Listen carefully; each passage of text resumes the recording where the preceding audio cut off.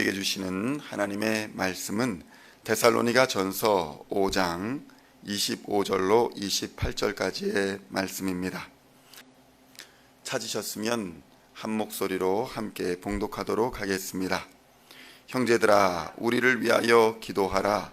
거룩하게 입맞춤으로 모든 형제에게 문안하라. 내가 주를 힘입어 너희를 명하노니 모든 형제에게 이 편지를 읽어주라. 우리 주 예수 그리스도의 은혜가 너희에게 있을지어다. 아멘. 할렐루야.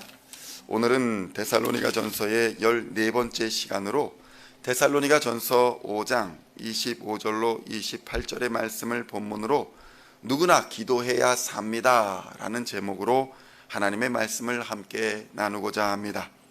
성도 여러분, 그리스도인은 무엇으로 살아갈까요? 생활 속에서 밥도 먹어야 하고 또 건강을 위해 운동도 해야 합니다. 사람들과의 관계 유지를 위해 모임도 해야 하는 것이 일상의 삶입니다. 이 모든 것을 가능하게 할 수 있는 것, 그것은 또한 돈일 것입니다. 매 앞에서 장사 없다라는 말이 있지만 어쩌면 돈 앞에서 장사가 없다라는 말이 더 정확할지도 모릅니다. 돈이 있어야 밥도 먹을 수 있고, 돈이 있어야 운동도 할 수 있고, 돈이 있어야 사람들과의 관계도 유지하면서 살아갈 수 있기 때문인 것입니다. 이렇다 보니 돈이 우리의 삶에서 자연스럽게 하나님의 자리를 차지하게 되는 것도 부정할 수 없을 것입니다. 하나님이 없어도 지금 당장이야 살 수 있다라고 생각하지만 당장 돈이 없으면 살아갈 수가 없기 때문입니다. 과거 농경사회를 거쳐서 돈이 지금은 모든 유통과 경제의 핵심이 되는 사회에서는 점점 더 돈의 영향력은 커지게 마련입니다. 과연 우리는 돈 앞에서 당당하고 담대하게 살아갈 수 있는 것일까요? 우리는 모두가 연약한 존재라는 것을 인식해야 합니다. 끊임없이 유혹당하며 끊임없이 두려워하고 염려하며 살아갑니다. 매일 깨어있지 않으면 순간순간 넘어지는 위기의 상황이 얼마나 많은지 모릅니다.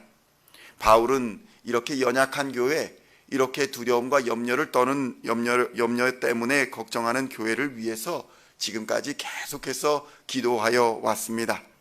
바울이 할 수 있는 가장 큰 도움이 바로 기도였기 때문입니다.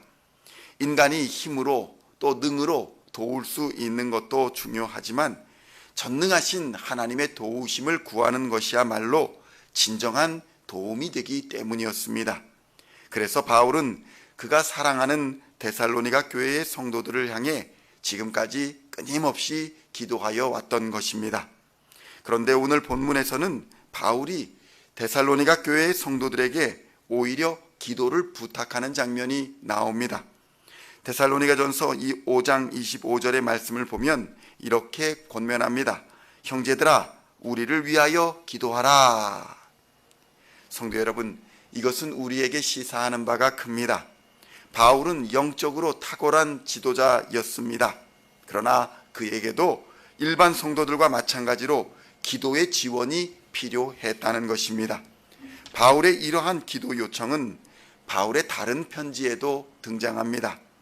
성도 여러분, 아버지, 어머니도 평생 강할 것 같은 분이라 생각하고 그들은 기도도 필요하지 않을 뿐이다 라고 생각하며 살아가기 쉽습니다. 그러나 그 어느 누구보다 기도가 필요했던 분이 바로 우리의 아버지, 어머니였던 것입니다. 일을 많이 하고 사회적인 활동을 많이 할수록 돈과 물질에 많이 노출될수록 더욱 기도가 필요한 것입니다. 100불을 벌 때에 10분을 기도했다면 1000불을 벌 때는 얼마를 더 기도해야 하겠습니까? 사회적으로 중요한 인물이 될수록 중요한 결정과 선택의 상황이 늘어갈수록 어떻게 기도 없이 견딜 수가 있겠습니까? 누가 되었든지 성공하는 삶으로 나아갈수록 더 많이, 더 힘써 기도해야 하는 것입니다. 바울은 이것을 알았습니다. 그래서 가는 곳마다 기도를 부탁했던 것입니다. 우리 교회도 마찬가지입니다.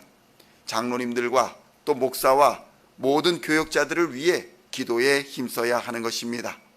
각 모임의 리더들을 위해 기도해야 하는 것입니다. 사탄과 어둠의 권세는 가장 먼저 리더들을 공격하기 때문인 것입니다. 로마서 15장 30절로 32절에는 이렇게 기록되어 있습니다. 형제들아, 내가 우리 주 예수 그리스도와 성령의 사랑으로 말미암아 너희를 권하노니 너희 기도에 나와 힘을 같이하여 나를 위하여 하나님께 빌어 나로 유대에서 순종하지 아니하는 자들로부터 건짐을 받게 하고 또 예루살렘에 대하여 내가 섬기는 일을 성도들이 받을 만하게 하고 나로 하나님의 뜻을 따라 기쁨으로 너희에게 나아가 너희와 함께 편히 쉬게 하라. 이렇게 사역을 위하여 하나님 앞에 기도해 달라고 부탁하고 있는 장면을 볼 수 있는 것입니다. 성도 여러분, 성도들 간에 식탁의 교제를 하고 나눔을 하고 관계를 맺는 것 매우 중요한 일입니다. 그러나 우리의 공동체, 교회 공동체, 식탁 공동체는 먼저 기도해야 살 수 있는 것입니다. 식탁의 교제를 나누며 기도에 힘써야 하는 것이고 하나님의 도우심과 개입하심을 구해야 하는 것입니다. 그 모임에 하나님이 주인 되어 달라고 기도해야 되는 것입니다. 그래서 모일 때에 밥만 먹고 헤어지는 것이 아니라 하나님의 사랑과 위로를 얻고 헤어져야 하는 것입니다. 이러한 모임은 기도의 삼겹줄로 맨 것과 같아서 쉽게 끊어지지 않으며 서로에게 힘이 되어주게 마련인 것입니다. 전도서 4장 12절에는 이렇게 기록되어 있습니다. 한 사람이면 패하겠거니와 두 사람이면 맞설 수 있나니 세 겹줄은 쉽게 끊어지지 아니하느니라. 아멘. 그렇습니다. 교회 공동체도 또 여러분의 가정과 직장도 여건이 아무리 안 좋고 어렵고 환경이 좋지 않더라도 합력하여 하나가 되면 무서울 것이 없는 것입니다. 그렇다면 무엇이 우리를 하나 되게 할 수 있겠습니까? 성도 여러분, 우리 교회의 강력한 힘과 능력은 성도 한 사람에게서 나오는 것이 아니라 성령의 하나 되게 하심에서 나온다는 사실을 깨달아야 할 것입니다. 오직 하나님의 성령이 분열되고 갈라진 우리를 하나 되게 하실 것입니다. 그리고 이렇게 하나 되어 하나님의 사역을 감당하는 자들을 하나님은 기뻐하시고 상을 베풀어 주시는 것입니다. 적어도 교회에서는 독불장군은 아무런 능력이 없다라는 사실을 깨달아야 할 것입니다. 성도 여러분, 이렇게 신앙생활에서 기도의 동반자, 기도의 협력자를 만난다는 것이 얼마나 큰 축복인지 모릅니다. 삶에서 시험을 만나 어렵고 또 낙심이 되며 마음이 실족할 때에 옆에서 위로하고 붙들어주며 일으켜 세워줄 동료가 바로 기도의 동역자요 협력자인 것입니다. 지금 이 예배를 함께 드리고 계시는 여러분, 또 우리 시온 중앙의 모든 성도들이 그러한 기도의 동역자들이 되시기를 우리 주님의 이름으로 축원드립니다.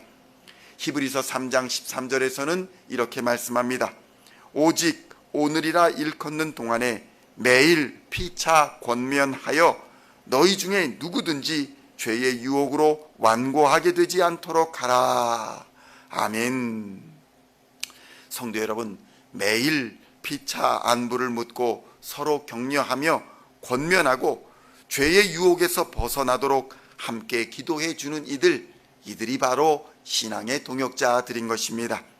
우리 시온 교회에서는 이러한 모임과 이러한 만남이 풍성하시기를 축원합니다.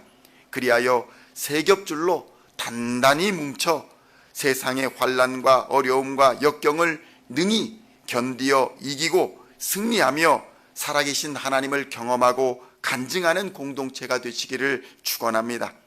성도 여러분, 기도는 성도 간의 삼겹줄이며 합력하여 선을 이루어가는 길이며 형제 사랑의 증거라는 것을 새겨야 할 것입니다. 오늘도 말씀보다 기도보다 성령보다 앞서지 않는 신앙으로 하나님을 기쁘시게 하며 모든 어려움과 시험을 넉넉히 이기는 저와 여러분 다 되시기를 우리 주 예수님의 이름으로 간절히 축원드립니다.